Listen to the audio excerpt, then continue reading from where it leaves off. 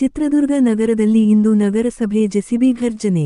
ನಗರಸಭೆ ಮುಂಭಾಗದಲ್ಲೇ ರಾಜಕಾಲುವೆ ಅತಿಕ್ರಮಿಸಿಕೊಂಡು ನಿರ್ಮಿಸಿದ್ದ ಪ್ರಸಾದಂ ಹೋಟೆಲ್ ಅಕ್ರಮ ಕಟ್ಟಡ ತೆರವು. ನಗರಸಭೆ ಅಧಿಕಾರಿಗಳು ಜೆಸಿಬಿ ಮೂಲಕ ಕಾರ್ಯಾಚರಣೆ ನಡೆಸಿದಾಗ ಮಾಲೀಕರು ಅಧಿಕಾರಿಗಳ ನಡುವೆ ಚಕಮಕಿ ನಡೆದಿತು. 2024 ರಿಂದಲೇ ನೋಟಿಸ್ ನೀಡಿದ್ದರೂ ಆದೇಶ ಉಲ್ಲಂಘನೆ ಹಿನ್ನೆಲೆಯಲ್ಲಿ ಕರ್ನಾಟಕ ಪೌರಸಭೆ ಕಾಯ್ದೆಯಡಿ ಕಟ್ಟಡ ತೆರವು. ಕಾನೂನು ಮೀರಿ ಯಾರೇ ಇದ್ದರೂ ಕ್ರಮ ತಪ್ಪಿಲ್ಲ ಎಂಬ ಸಂದೇಶ ನೀಡಿದ ನಗರಸಭೆ. ಅನಧಿಕೃತ ಕಟ್ಟಡಗಳ ವಿರುದ್ಧ ಮುಂದುವರಿಯಲಿದೆ ಕಾರ್ಯಾಚರಣೆ. ನಗರಸಭೆ ಕ್ರಮಕ್ಕೆ ಸಾರ್ವಜನಿಕರ ಶ್ಲಾಘನೆ ವ್ಯಕ್ತವಾಗಿದೆ.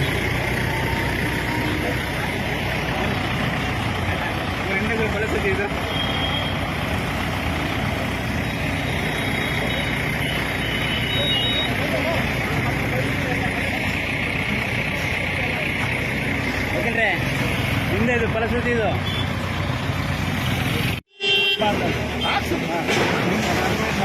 ಪ್ರತಿ ಸಾರಿ ಹೇಳಿದಾಗ ಚರಂಡಿ ಏನಿದೆ, ಚರಂಡಿ